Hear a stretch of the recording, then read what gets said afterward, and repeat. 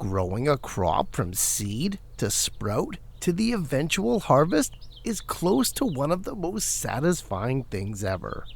And really, the only thing more rewarding is growing another crop right after it without missing a beat. Not quite succession planting, but close, and definitely within the same season. If we want to be successful with planting crops back to back, then there's a few things that we need to do. It's not difficult, and it's not all that much different from the initial planting that we did back in the spring. But there is a nuance and a bit of a timing to it. As soon as the first day of summer hits, we're on the other side of it. Maybe not with the temperatures, but definitely the day length. The days are getting shorter and fall looms, even if we can't really see it yet. So today, I got 5 tips for the mid-season replant. 5 things that we can do to ensure that the next batch of crops is just as successful as the first ones were. Our gardens are always growing and always moving forward, even if we can't see it and even if we don't like it. Out with the old and in with the new is essentially what we're doing here today. Instead of taking our time though, it is a bit of a push if we want to keep growing. So, first up, we've got to get rid of the old crops. The method and how we clear the bed depends on what type of grower we are. Minimal soil disturbance is always my number one goal, so I'm simply going to be cutting all this lettuce down. Yanking up and pulling out crops is not an option. I want to disturb the soil as little as possible, so cutting them down right at the base is the way to go. It's not hard, and when you think about it, this is the least labor-intensive way of removing an old crop. Clip each plant right at the root collar, and for a 2-foot by 8-foot bed, it's done in under 5 minutes. Okay, with the bed all cleared of the old lettuce, we could easily go ahead and plant straight away. This is especially true if we were using starter plants. However, just like it is in the spring, a little bit of prep is going to go a long way. For me, bed prep usually involves adding more soil if it needs it, and more importantly, raking it all level to make the planting basic and easy. Compost or store-bought topsoil works great, whatever you have that isn't gonna break the bank. Simply lay the fresh soil right on the surface. No need to dig it in, no need to dig at all, in fact. I tend to leave the old mulch in place, but if yours is super thick, you can easily remove it before adding the new soil. Rake it all level and tamp it down firmly but gently, and it doesn't take long to essentially have a brand new garden bed with a blank slate to plant in.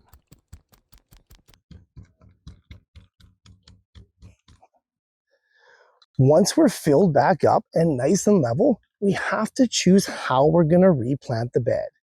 Normally, this is up to the crop itself, and we'll get to that in a sec, but basically, there's 2 ways to plant vegetable crops: direct seeding and starter plants. Direct seeding is by far the most basic, so let's start with that. With a nice, level, bare soil surface, direct seeding is all systems go. Carrots, beets, spinach, radishes, peas, dealer's choice. They can all basically be planted the same way, easy peasy. Before we get seeding though, no matter what tip you use to replant your bed, it's always best to pre-soak the area first. Make no mistake about it, the removal of a crop is a traumatic event for the soil. Let's get some moisture back into the space so that the new crops can hit the ground running.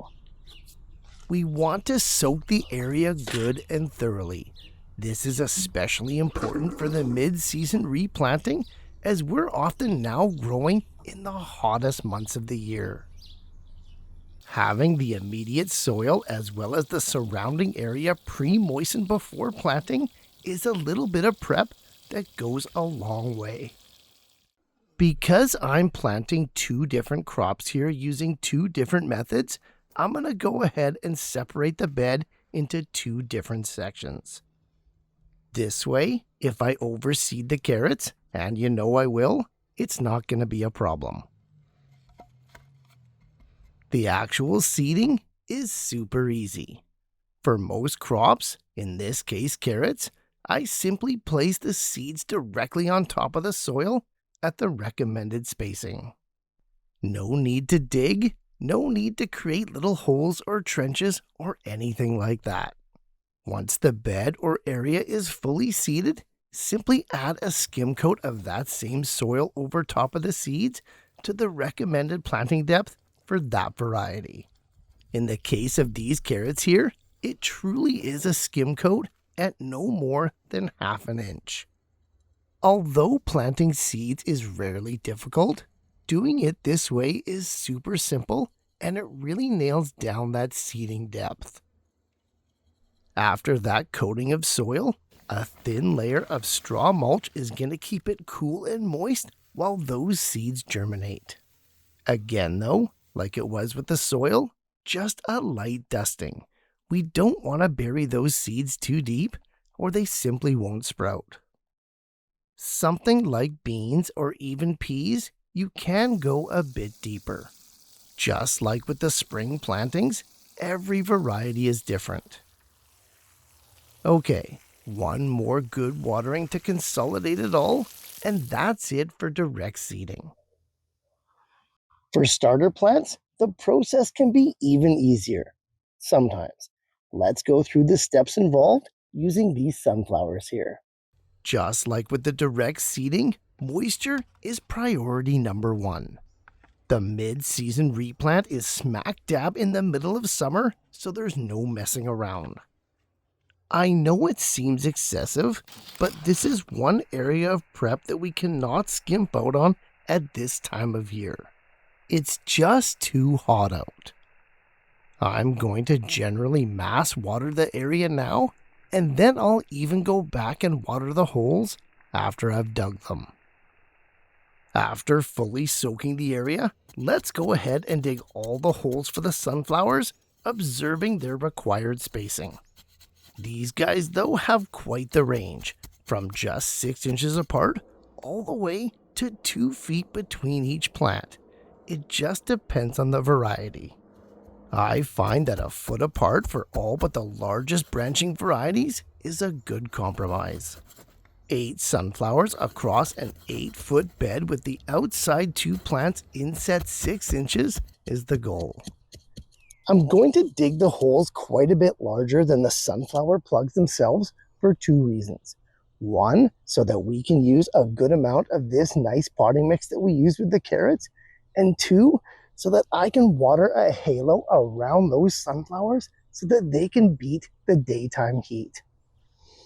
Transplanting is hard enough for most plants, but add in the extreme heat and the intensity of the summer sun, well, it can prove fatal if we're not careful.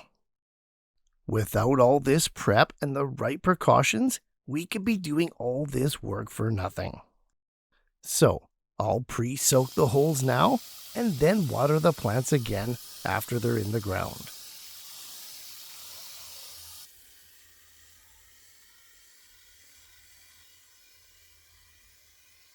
Okay, with the holes and spacing all done, let's finally plant.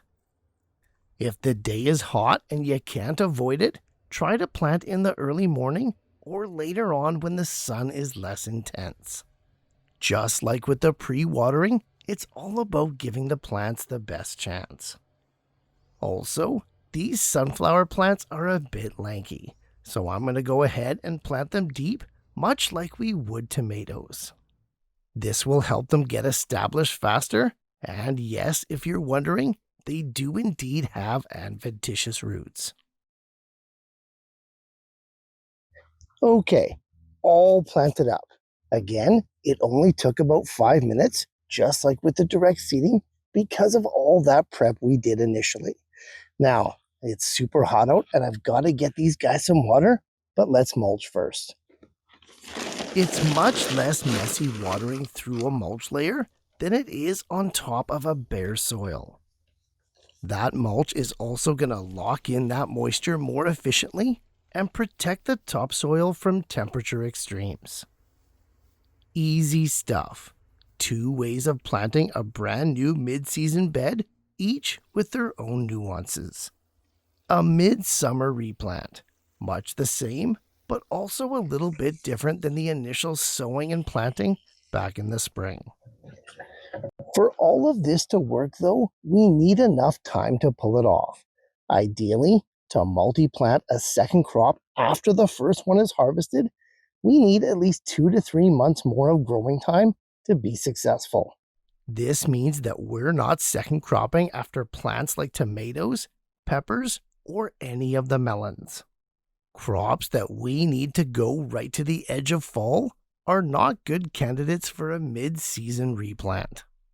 We can get away with less time when using well-started plugs and pre-started plants, yes, but we have to be careful. It's not like the spring where we have infinite time ahead of us and it's super hot out. This is the hottest time of the year to garden, and transplant shock is a real thing.